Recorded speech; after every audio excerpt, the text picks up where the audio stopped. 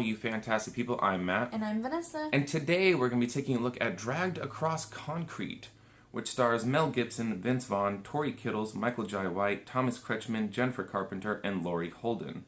When two cops find themselves suspended from the force, they must take it upon themselves to make ends meet. Hoping to take down a major criminal and steal a lot of cash, the cops find more than they bargained for.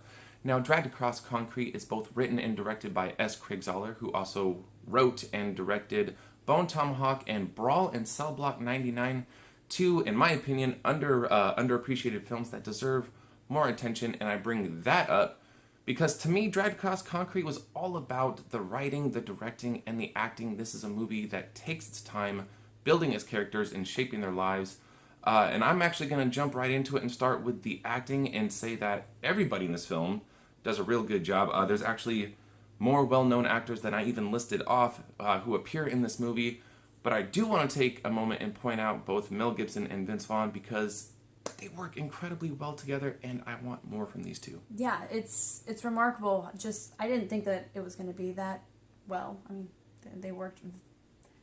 Yeah, they actually worked together in Hacksaw Ridge, Mel Gibson directing that film and Vince Vaughn having a role in that film, and it was there that Vince Vaughn actually asked Mel Gibson to star in this movie, and I'm glad that he did because, yeah, the chemistry between these two, I did not see that coming. I'm just going to go ahead and say that. I did not see that coming at all. No, they're not necessarily likable characters. I thought you were going to talk about the actors. I'm like, wait, what? No, they're not necessarily likable characters in the movie, but it feels authentic. Like, they work so well together that it's believable. Like, they are really partners on the force. Yeah, absolutely. And once again, everybody does a good job here in this film. And also another thing to point out is the pace of this movie. I know some people are going to be turned off by the fact that this movie comes in at 2 hours and 39 minutes.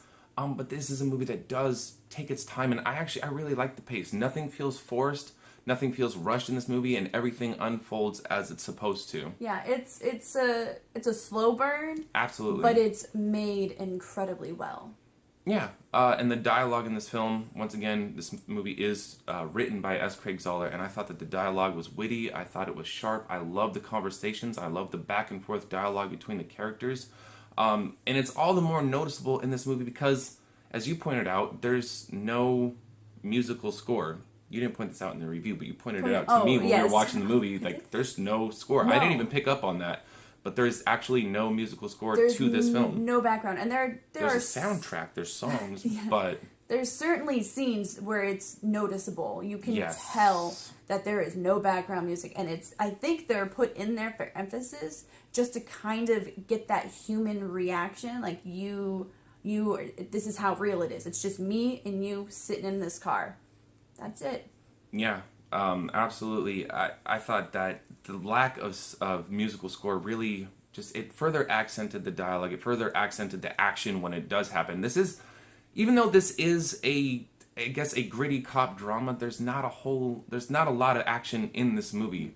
And the action when it does happen is once again punctuated by the fact that it just feels authentic. Everything in this movie, it feels like you're there and you're experiencing it for yourself, and I absolutely love that. If I did have to point out any kind of flaw, I would say that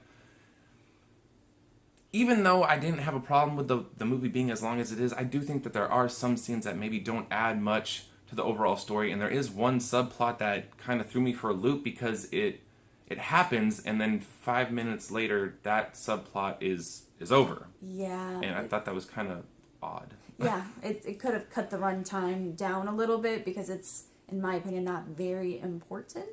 It's good. I actually like the scene, but it doesn't really need to be there, honestly. Yeah. I'm sorry, just to back up a little bit based on how it's made. I really like the lighting. Oh, yes. It's actually kind of a dark, grim movie, especially the last part of it, the last maybe hour of it. And I kind of like that it's dark and it's outside at night, and I think it's moody. It's moody, yes. Kind of gritty, yeah. I like that. Moody.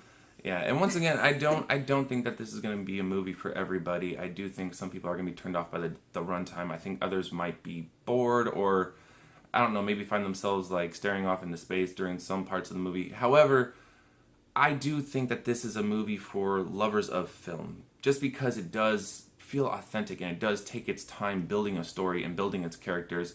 And to me, I was highly entertained. I was engaged throughout the whole entire film. And yeah, I really enjoyed it. I'm going to go ahead and give Dragged Across Concrete a B+. Okay, I like that one. I'm going to give it a B. I'm going to give it a B. Fair enough. I do recommend it, though. I do think it is worth checking out. And, of course, if you've seen Dragged Across Concrete, let us know what you thought about it down below. And if you like this movie review, hit the like button. If you want to see more of our awesome movie reviews, hit the subscribe button. Yeah. And as always, thank you so much for watching. Take care of yourselves. Take care of each other. And we will see you awesome people next time.